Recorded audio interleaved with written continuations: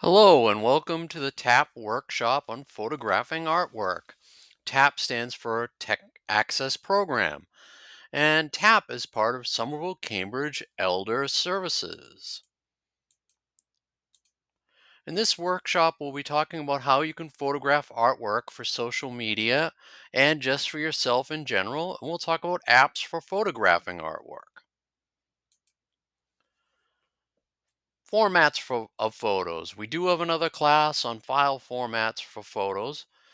But just a reminder, there are many different file formats for photos. JPEG or JPEG is the most widely used format, and it works with most websites, and that's the file format I would definitely recommend using. Most digital devices save in this mode by default. You can always check the file format by going to your camera under settings and formats and see what option is selected. If JPEG isn't selected, I strongly suggest that you do. So, some tips for photographing artwork for social media and the web. Lighting is key. Natural light. Try to use soft, diffused natural light to avoid harsh shadows and overexposed areas.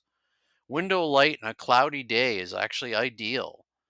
And definitely avoid direct flash. Flash can create hot spots, reflections, distortions, especially in glossy surfaces. Now, another thing to remember is it's important to be directly square aiming at the artwork. If you have a tripod, use it to get directly above or in front of the work. If you don't have a tripod, find a chair and gently rest your artwork on it at an angle.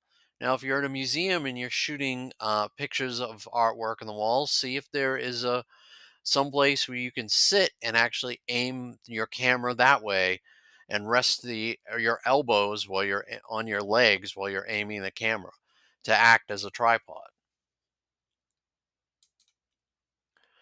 For optimal lighting, take photographs of your artwork outside in a bright but cloudy day. Artificial light has a fall off, which means that it gets half in power with every doubling of distance. So the more distance, the worse it's going to look.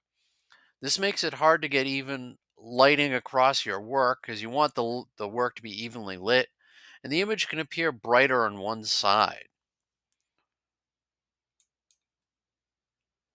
If possible, select the largest size photo in the camera app settings. This will depend on the type of smartphone and app that you're using.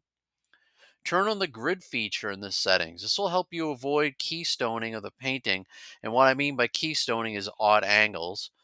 And this will help you make it ever look very even. And I also suggest turning off the flash. The flash can really ruin what could otherwise be a great photo by making the photo too bright and washing out the image.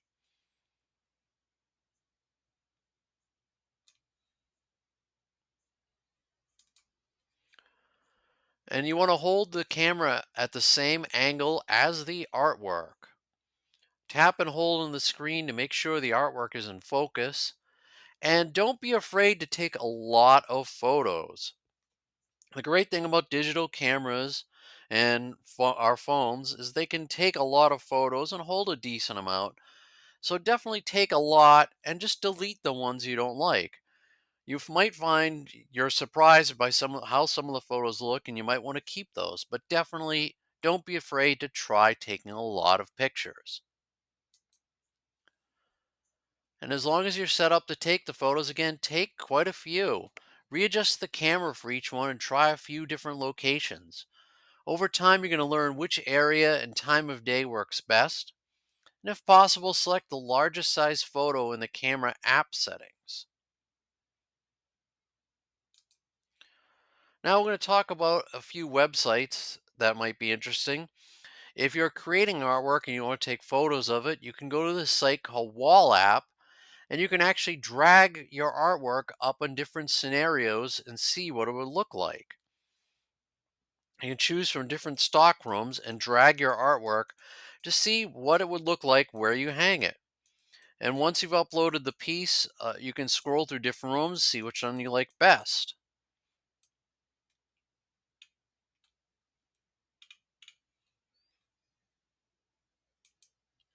And Prisma. Prisma is a very popular app for taking photos. It has lots of different filters that you could find useful.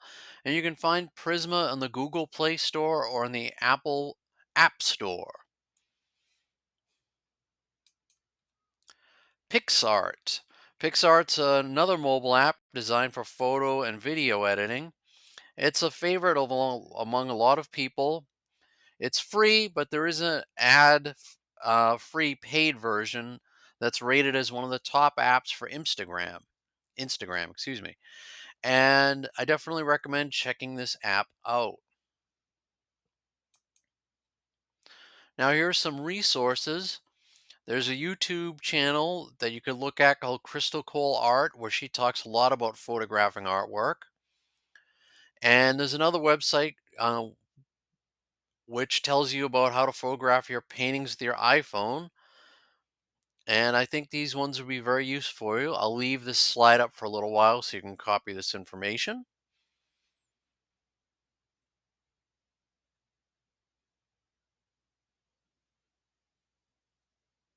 Yeah, sorry, I know these links are kind of long, but these sites are definitely rather useful.